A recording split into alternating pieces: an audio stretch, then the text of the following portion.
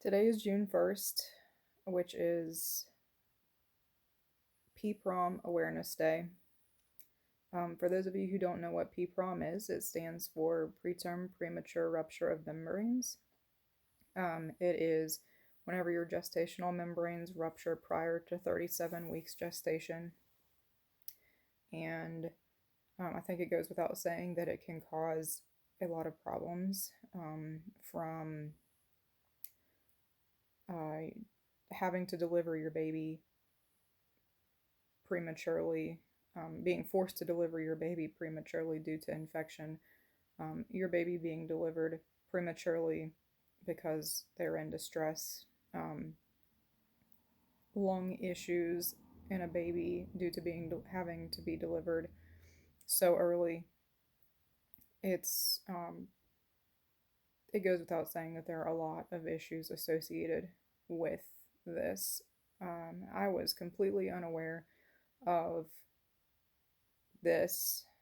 This being my first pregnancy, there were a lot of things that I was getting an education about, kind of at the time that uh, I was going through it. Um, I learned that it impacts 150,000 women in the United States yearly, which blew my mind. Um, and I read somewhere that having a miscarriage is not a club that anyone wants to be in, but once you are in it, you find out that unfortunately there are a lot of people in the same club with you. And I guess the positive side to that is that there are a lot of people who know exactly almost what you're going through. Um, but then the downside is the same thing. The downside is there are a lot of people who know what you're going through. There are that many people who are experiencing that level of pain due to either loss or, as is the case with PPROM, it doesn't always lead to loss. Many babies are born maybe with problems, but otherwise healthy. Problems initially and possibly throughout their life, but some are born that overcome those problems, and thank God for that. But still, there's a lot of pain associated just with going through that, and a lot of stress. And I know that because I am um, one of those 150,000 women this year that has experienced preterm premature rupture of membranes. And I just wanted to share with you my story today and to offer some encouragement for those of you who are experiencing this right now or have experienced this and are trying to just bounce back from it and move on. So I ruptured prematurely at, I believe, 16 weeks. The day that I found out, I developed a fever, and I let my midwife know. I wanted to have an at-home, all-natural home birth, so I contacted a midwife, and I'd had several appointments with her already. And at the time I developed my fever, I contacted her and just let her know. And I frequently have sinus infections, and I was maybe a little stuffy that day, so I let her know that. And she put me on an antibiotic, broad spectrum, and I thought, that will take care of it. Uh, the night that happened, I also experienced a gush of fluid. And I was trying to read all about it, trying to figure out what was going on, and I thought it was maybe because my body was experiencing infection that I was experiencing more leukorrhea. It was a lot, so I thought, I've never been pregnant before, so I didn't have anything to compare it to. So that's what I hoped. That's what I was telling myself. Um, I was afraid it was amniotic fluid because it smelled like amniotic fluid. It matched all the signs that it was amniotic fluid. But I mean, I let my midwife know that too, because that's nothing to mess around with. Um, and she tested me for it, but it came back negative for whatever reason at that time. Um, I started bleeding probably about 3 or 4 days later. Went to the ER. They did a blood test. Everything came back normal. They sent me home and just told me to monitor. I started bleeding even more and more, not like soaking a pad in an hour, but uh, just not normal, which I was, letting my midwife know all along. And I had an appointment scheduled with an OB to do an ultrasound and find out what was going on. So whenever I actually had two ultrasounds. The first one showed low amniotic fluid. The second one confirmed that, and then the same day they sent away a swab to see if it was indeed amniotic fluid that I was leaking, and it came back positive. So of course they told me, this is not good. Most babies don't make it. Like, look for signs of infection in yourself. You may be infected and not even know it. Just really scary stuff. And prior to these appointments, I'd been trying to bed rest uh, pretty strict bed rest, trying to stay hydrated. That, I mean, it's a lot of time to think when you're just lying down and not doing a lot. It's a lot of time to be inside your head. I was worried a lot. I prayed a lot, which helped, and I had a lot of people praying for me. But still, it's a lot of time in your head that if you can't take those thoughts captive, and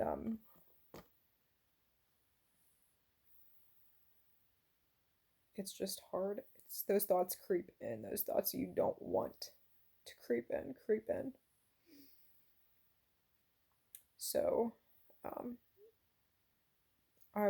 after that appointment, I was scheduled to have an appointment with a high risk OB in a bigger town in my state. We did not make it to the appointment though, because I started going into labor on a Sunday night. I didn't know that's what it was, never having been in labor before. Um, so I thought it was gas cramps. Um, so I just got up, I walked around, I drank some tea, and I went back to bed, and I was able to actually sleep that night. I had not been sleeping, at least not at all well, during the night, and that night I was able to sleep. The next day, um, the I know now it was contractions continued, but they were closer together, and I know that one time whenever I went to use the bathroom, I saw something dangling, and I didn't know what it was. I knew that I had to go to the hospital. I knew that wasn't normal. I found out that it was the umbilical cord had dropped down and was protruding out. And whenever I went to another hospital, so I had to go to the ER. I went to another hospital after that. They looked, examined, and I was 3 centimeters dilated. They said that since the umbilical cord had dropped down, there was nothing they could do, that during the birth, the baby would pinch off the umbilical cord, and that the baby wouldn't make it.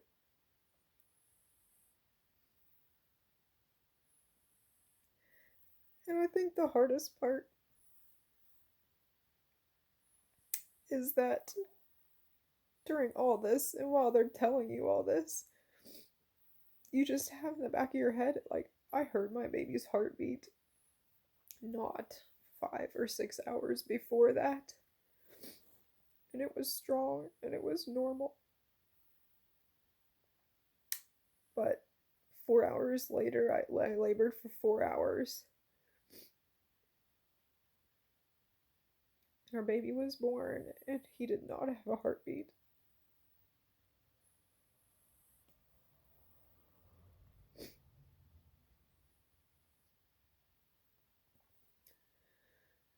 So,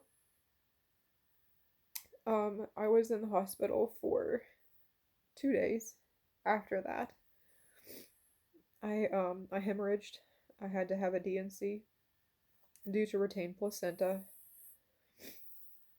Um, I had to have 2 transfusions due to the blood loss, and just I had to, be monitored to make sure that everything returned to normal to a level that they were comfortable to discharge me. I was actually thankful for the time that my husband and I had to be at the hospital. It just allowed us a lot of time to process in an unnatural place, because it's like how you're feeling is already unnatural, and so it makes sense to process the unnatural in an unnatural place. Um, we talked a lot. It was really good. The first night, it was really late whenever the baby was born. It was 11 or something, and then the DNC lasted until 2 a.m., I think. So there were just a couple of hours that um, were designated for sleep. The nurses were like, try to get some sleep, and I just couldn't. They're like, monitor for blood loss. And I felt like I was just leaking the whole night, which I was. Um, I ended up having a pretty large clot lodged in there, and I passed it the next day, and then that's what was kind of causing all the bleeding. But then after that, it stopped. But that first night, the first couple hours that I was supposed to be sleeping, I just kept having flashbacks of everything, just the birth, and you know seeing my little baby, and just the whole process just kept just replaying in my head over and over. And I just kept wondering, like, is this gonna be how it is? Like, am I just gonna not sleep every night and just replay this over and over in my head? But that, thankfully, thank God that hasn't happened. I've been able to sleep really well. It was just that first night. I've since then, the first week was, I mean, it was sad. It was really sad. Thankfully, we've had a bunch of people just come around us and love us and support us, and it's been really, really great. And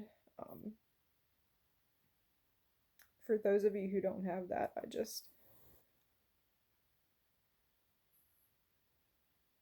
I don't know how I could have made it without that. So if you don't have those people to talk to, and support you, I would just encourage you to keep looking. And if you need someone to talk to, even just tell what's on your mind, I encourage you to leave a message, and I will get back with you. So yeah, that first week was it was heavy, and it was weird. I remember coming home, our first night home, and that's why I say it's almost easier to process weird things, just unnatural things, where your feelings are unnatural and the surroundings are unnatural in a hospital. Because when you come home, it's like you've got to start over again, because home is where, it's where you're planning for your baby. And, there's your cup of tea that you had that you didn't finish drinking before you knew that the pains you were experiencing were labor pains. And it's just all this stuff that you have to sort through kind of again in a new in your familiar surroundings, and you're still not feeling familiar feelings.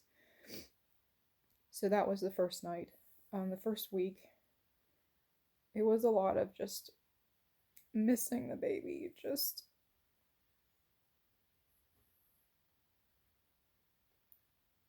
your hand would go to your stomach and you'd just remember that there wasn't anyone or anything in there.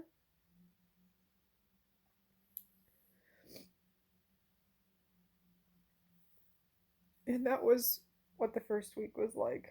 I actually ended up, so I was discharged on a Wednesday. On Saturday morning early, I ended up, um, I started bleeding a lot and passing pretty large clots, which I knew that's one of the things they tell you. If you start bleeding, going through more than one pad in an hour and bleeding, passing large clots, you need to go to the hospital. So I told my husband at 3 a.m. and we went to the local hospital. I ended up having to have another D&C because there was still placenta that was left. The first hospital that we had been at, they didn't get it all, and my endometrium was thick, so they had to be rougher and just get everything out so that I would not bleed and would not be passing the clots. That was really scary. You just aren't aware. I wasn't aware how much I bled whenever I gave birth. My husband watched the whole thing, bless him, because I feel like he almost had a harder job than I did. It's one thing to feel it, but I can't imagine watching it too, or just watching it would be worse for me. But he was like, yeah, you passed some really large clots and you bled a lot then. And I'm like, oh, okay, I didn't know that. But so before the second D&C, I was very aware of how much I was bleeding, and you just don't know how much you can bleed before your heart can't take it. So, I thought I was dying potentially. So, I'm praying and repenting of things that I've done, because I don't know, like, I could be dying. And so, but after that D&C, it was a whole lot different. I bled a whole lot less just from the get-go. I didn't have as many cramps after, and yeah, I have actually a telemedicine appointment today later, so I'll see what they say. But yeah, physically, that's how things are going. Things are going well, I think. Mentally, it's kind of not what I expected.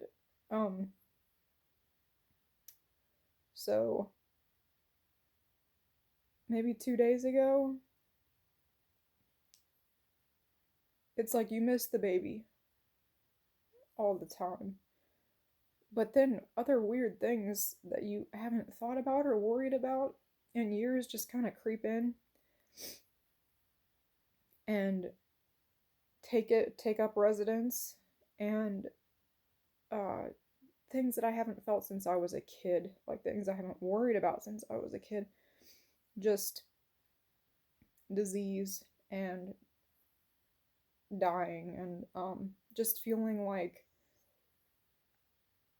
all my good times are just little short periods of time in between that are just leading up to a bad time.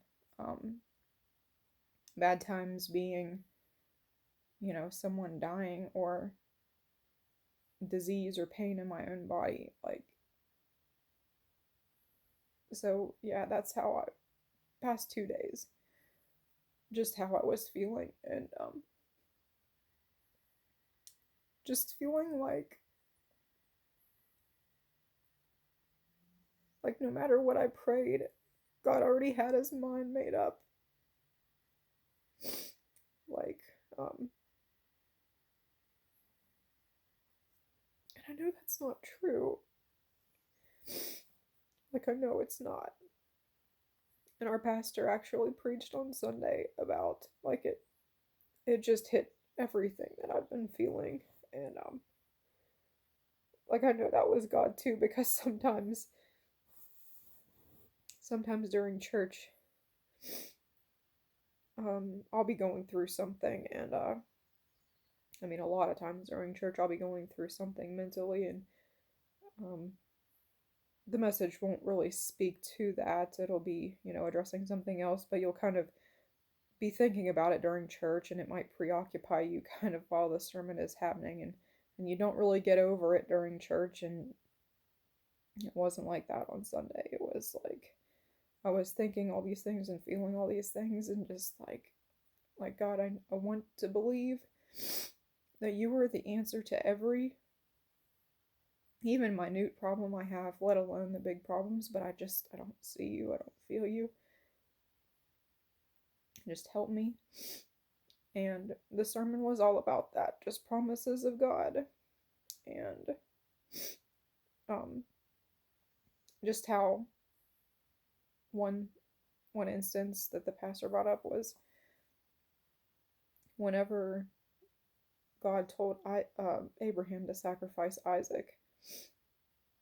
um, Abraham believed God that he would make a great nation out of Isaac, and he knew it would happen through Isaac, and he knew that if Isaac was dead, then he couldn't make a nation through him. So if you're in that position, it's like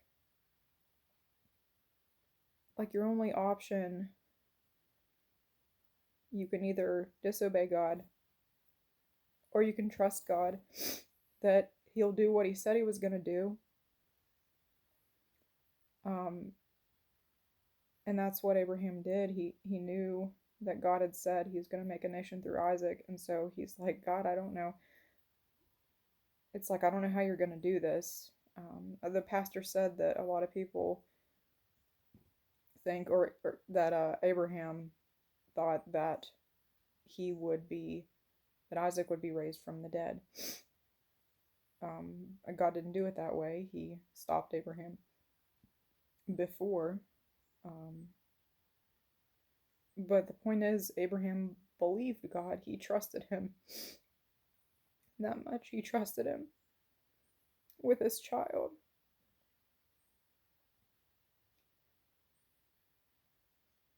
And just a lot of other really good things he said. It just, um, that he thought that sometimes we get weary in the fight. And I feel like that's kind of where I am. Just having prayed for people who are terminally ill and praying for my own child, and both of those situations that I can think of, it just, God answering, it just seems like the exact opposite of what I prayed for. And I mean, I know that he's good. I know that he's good. And I know he does miracles. I just don't think I've ever seen one. And I don't think I've ever experienced one as a direct result of like me praying for it. So, and I know he does them. I know he does, and I don't know why I don't see them. So that's something I'm working through right now.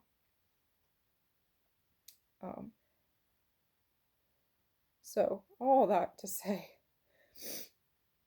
PPROM has affected me deeply. And I know that I'm not the only one. I know that there are lots of you out there who are experiencing the same thing or have experienced the same thing. And I don't know how open you've been able to be about it. I feel like I've been able to be really open, thankfully. Like, and I think that's the best medicine is just being able to open up. Like, I think sometimes it's like, well, what good is talking gonna do? Like, it doesn't, you just can't see how it will help. You just can't, if you're just thinking about it, you just can't see how it will help. But I know from experience several times in my life, many, many times in my life actually, when I have been not just down in the dumps, but depressed as a child. And then in middle school, and then later, and then now, like, I don't know what it does, but just getting it out there helps. Writing it down helps me too. I've been trying to write down everything I've been thinking and feeling to process this along the way. Do what helps you. It, that's constructive. And I just encourage you to find people. There are Facebook groups. There's one that I belong to, and it's a lot of success stories from people who've experienced PPROM. So that's kind of, it's so selfish, but I've got to say it. It's hard to see because my baby didn't make it. But it's also encouraging to see, and I'm happy for those people. Like, I'm glad that babies make it through this, and that moms end up on the other side of this, like going through all of that I went through, and coming out with a live, healthy baby. It's like you do it all again if you know your baby would make it. But I just encourage you to find people. If you don't have people in your corner right now, you just feel like every time you bring it up, people just don't understand. Um, please contact me because everybody grieves differently, and I won't claim to know exactly what you're going through, but I am there with grief right now. I'm there, and I will listen, and we'll get through this. So today, during PPROM Awareness Day, I just wanted to say to you mamas who are going through this, I'm praying for you. And I just hope that you would pray for me too, because we're going to get through this.